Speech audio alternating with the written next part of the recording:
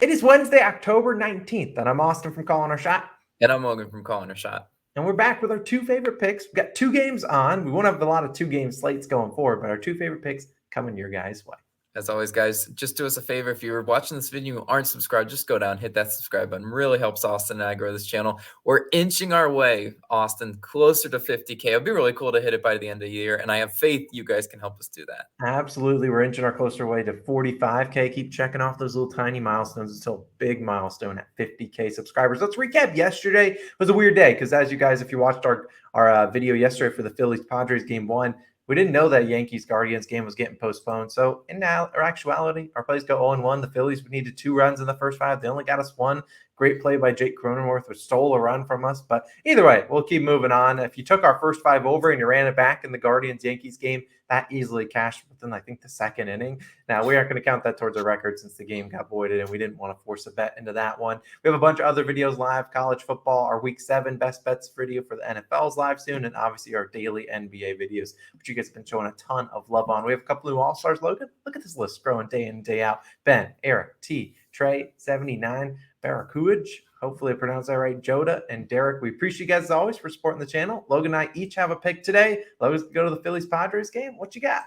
Yeah, going to the Phillies-Padres game, and I'm riding with the Phillies money line in this one. Plus 105 odds on DraftKings is your best value in this one.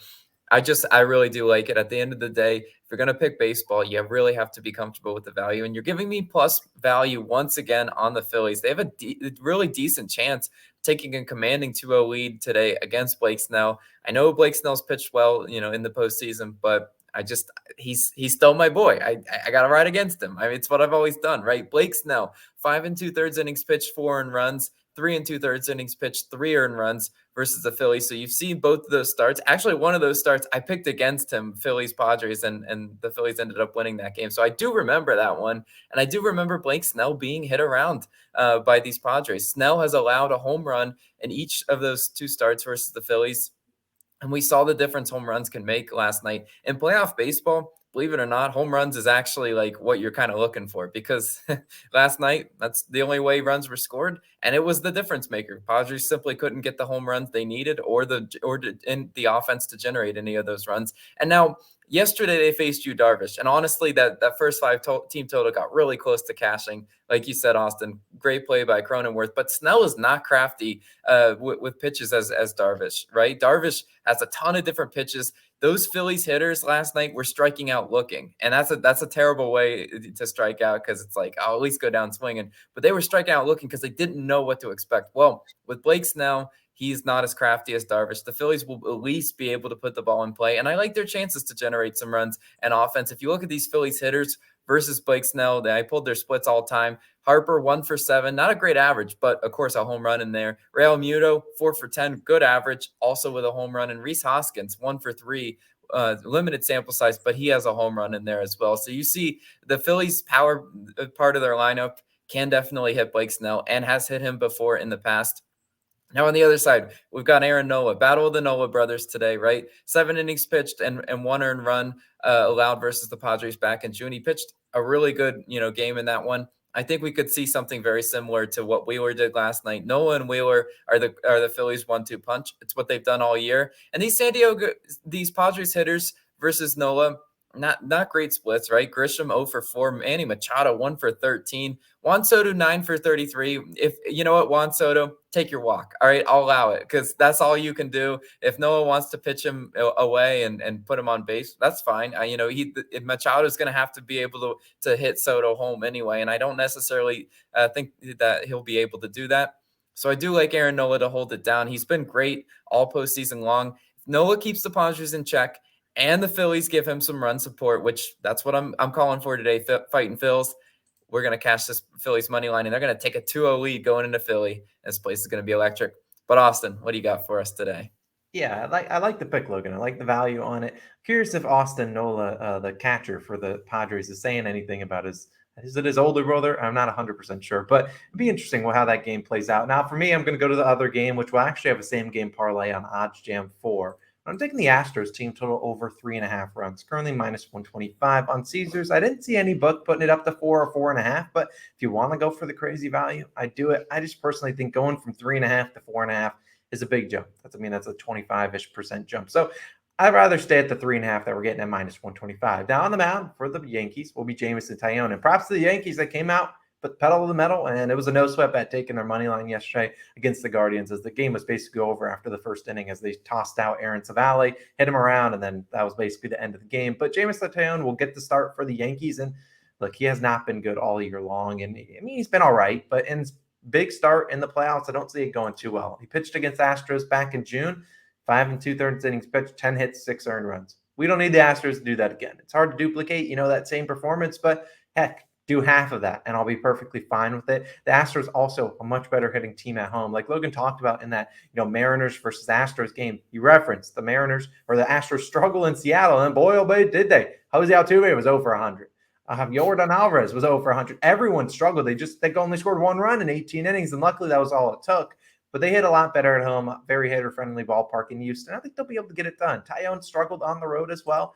Look, 4.36 ERA, a 1.12 whip. He's allowed 16 home runs in 86 2/3 innings pitched on the road. That's a lot of home runs. And if you look at Taillon's splits versus this Astros team, they have 80 plate appearances versus him, a 320 batting average, a 15 strikeout percentage, and 5 home runs in those 80 plate appearances. That's a pretty good home runs percentage, and I think they'll be able to get a home run or two today. And Yordan Alvarez should bounce back after a bad game. Jose Altuve should bounce back after a day or two off. I think these teams and the Astros are very hitter-friendly.